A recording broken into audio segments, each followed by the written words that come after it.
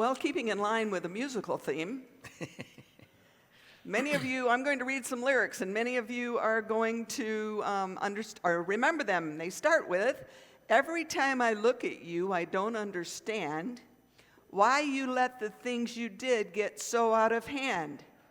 You'd have managed better if you'd had it planned. Why'd you choose such a backward time and such a strange land?" Then the next line is, "If you'd come today, you would have reached a whole nation. Israel in 4 BC had no mass communication." Right? Don't you get me wrong, right? So these lyrics, sung by Judas, are from the title song to the Broadway musical, right, Jesus Christ Superstar. And this time of year, as we get closer to Holy Week, I am drawn to this musical and this particular lyric. "If you'd come today, you would have reached a whole nation. Israel in 4 BC had no mass communication." I've often wondered, how would Jesus' ministry have been different if he had come today? Would he have been on Johnny Carson, The View, or maybe my favorite, The Late Show? Maybe Joe Rogan would have had him on his podcast, because after all, Jesus had a lot of gravitas. There is a 21st century term to describe people who have sway in the public. Appropriately, they're called influencers. And it's because the content of what they create affects other people's opinions and behaviors. Now, this term, influencers, grew out of the social media realm. But it's pretty similar to something we are all familiar with that grew out of advertising, right? Called celebrity endorsement. Over the years, on TV and radio, we've been exposed to a multitude of actors, athletes, and other well-known people who are endorsing a product or soliciting a donation through advertising. Traditional advertisers often used appeals, of which fear, by the way, is a major one. And these appeals were used to target a certain audience, people of a certain age, sex, income level, all those different things.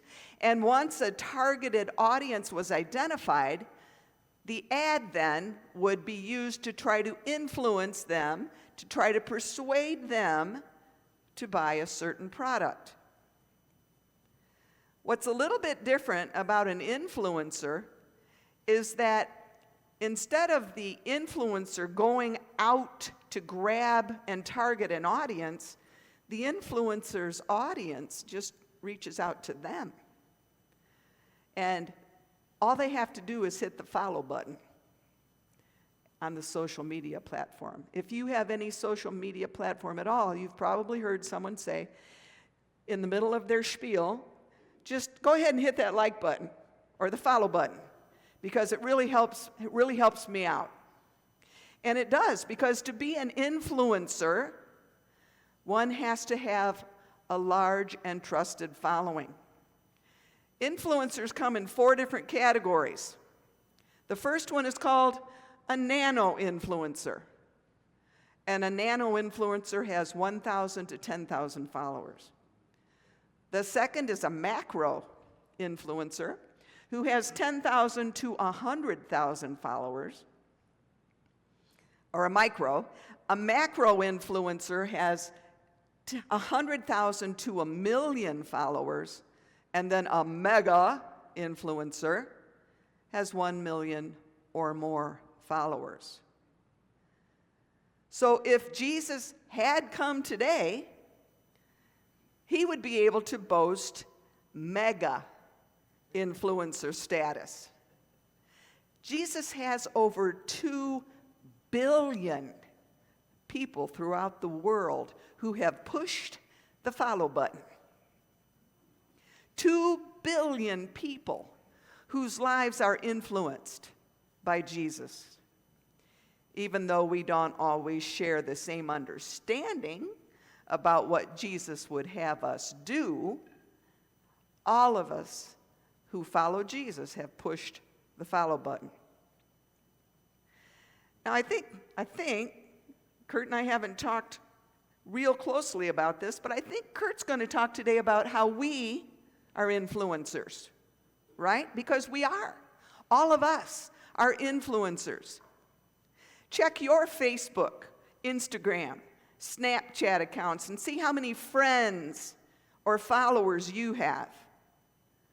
Right? Now, admittedly, those are somewhat superficial.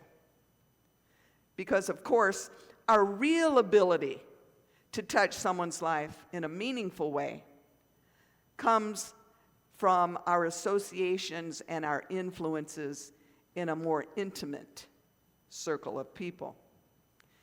People in our family, people we work with, those from church with whom we serve on committees or we do service projects alongside. Anyone who watches and listens to who we are at our core. So a Methodist minister, and Kurt, you may be familiar with this name, Thomas Obadiah Chisholm? No? Well, he was born in 1866, and he wrote over 1,200 poems, and some of those poems were put to music. One that we are probably most familiar with is, "Great is thy faithfulness." Right? But a more obscure song that he wrote captures well what it means to be an influencer and a follower of Jesus. The tune's title is, "I Want to Be Like Jesus." And listen to these lyrics as I say them. They're deeply prayerful. I have one deep, supreme desire, that I may be like Jesus. To this I fervently aspire, that I may be like Jesus. His power all my life control, my deepest prayer, my highest goal, that I may be like Jesus. People who don't know Jesus meet him through us. People who don't know love experience it through us. The musical Jesus Christ Superstar suggests that if Jesus had come today, he would have had a broader impact. Well, guess what? He did come today.